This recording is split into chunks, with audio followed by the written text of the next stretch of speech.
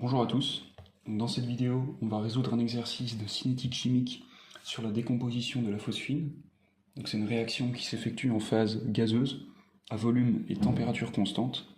Et l'objectif, c'est de déterminer la constante de réaction à partir des données expérimentales. Donc ici, on a mesuré la pression totale du système en fonction du temps.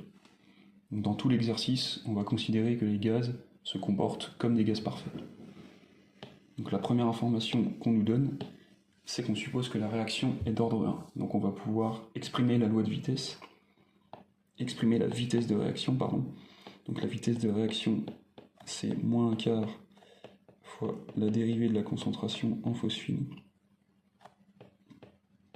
par rapport au temps, mais c'est aussi la constante de réaction fois la concentration en phosphine, puisqu'on a un ordre 1. Donc on effectue la méthode de séparation des variables.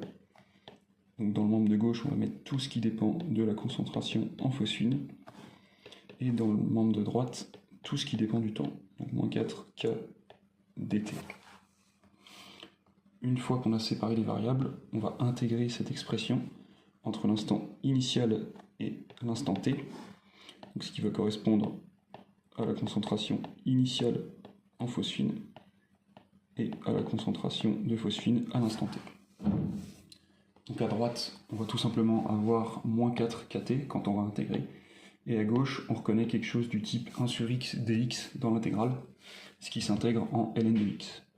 Donc quand on passe à l'exponentielle, on va avoir l'expression de la concentration en phosphine. Donc ça va être la concentration initiale en phosphine fois exponentielle moins 4 kt. Il ne faut pas oublier le coefficient stoichiométrique ici, sinon tous les calculs sont faux. Donc puisqu'on raisonne en pression ici, puisqu'on nous donne la pression totale au début de l'exercice, ça va être plus judicieux de travailler ici avec la pression de phosphine plutôt que la concentration. Et d'après la loi des gaz parfaits, puisque la pression c'est N sur V fois RT, donc c'est la concentration fois RT, ça veut donc dire que si on raisonne en pression ou en concentration, ça revient exactement au même, puisque c'est au facteur RT près. Donc si on divise notre équation précédente par RT de chaque côté, on obtient la relation voulue, à savoir que la pression de phosphine en fonction du temps, c'est P0 exponentielle moins 4 kt. Donc ici le P0, c'est la concentration initiale de phosphine quotientée par RT. Donc c'est une première relation qui est assez importante puisqu'on voit qu'on a directement la constante de vitesse dans l'expression de la pression en phosphine. Ensuite, donc on va faire un tableau d'avancement pour essayer d'exprimer la pression totale du système en fonction de la pression de phosphine et aussi pour trouver une seconde relation sur la pression de phosphine. Donc déjà le premier point important ici, c'est que dans le tableau d'avancement on est en mol et pas en mol par litre. C'est vrai qu'on a l'habitude de faire des tableaux d'avancement sur des réactions en phase aqueuse, mais là c'est pas du tout le cas, donc il faut faire très attention. Donc initialement on a N0 mol de phosphine, on n'a rien formé, donc on a N0 mol en quantité de matière totale de gaz. Ça aussi c'est important de faire une colonne où on a la quantité de matière totale de gaz. Ici c'est d'autant plus important qu'on mesure la pression totale de gaz. Donc à un état intermédiaire, on a N0 moins 4 xi mol de phosphine, 6 xi mol de dihydrogène et xi mol de tétraphosphore, ce qui nous donne N0 plus 3 xi mol de gaz en quantité de matière totale.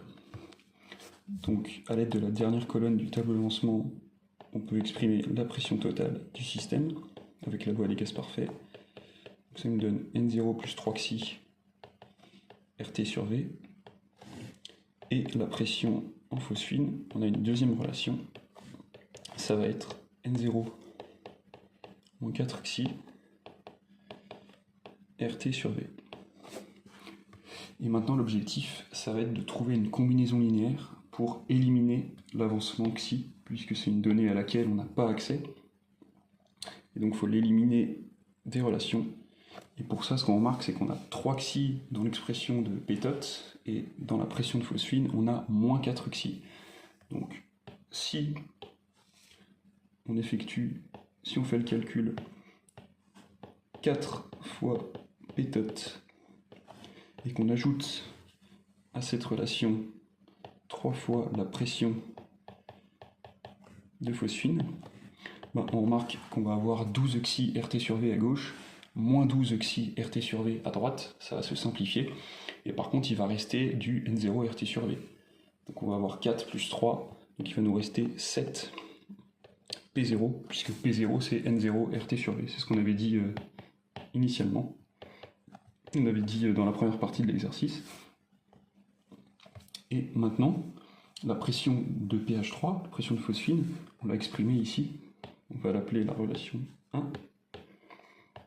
On l'a exprimée ici, donc on n'a plus qu'à remplacer cette expression dans celle qu'on a trouvée ici pour obtenir la constante de vitesse en fonction de la pression totale.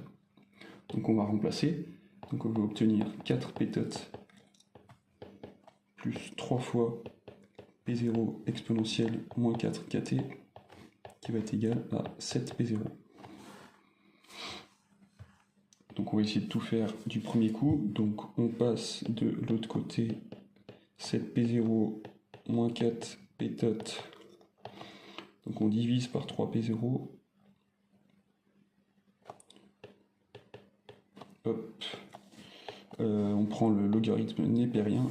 Et donc on va avoir moins 4 KT ici. Donc ça, c'est la relation finale. Donc on a directement l'expression de la pression totale en fonction du temps. Donc c'est une relation plus ou moins complexe. Et avec les données de l'énoncé, donc normalement on nous donne voilà, le temps et la pression totale. Donc si on trace cette fonction ln de 7P0 moins 4P tot sur 3P0, en fonction du temps, on devrait avoir une droite. Et les points sont alignés. Je vous laisse vérifier le calcul par vous-même avec un logiciel, une calculatrice ou un tableur. Et donc on obtient moins 4K qui vaut moins 8,2 10 puissance moins 5 seconde moins 1. Donc ce qui nous donne K égale 2,05 10 puissance moins 5 seconde moins 1. Donc on a trouvé la constante de réaction à l'aide de la pression totale du système. Donc j'espère que cet exercice vous aura plu. Si vous avez des questions, n'hésitez pas à les mettre dans les commentaires et je vous dis à bientôt.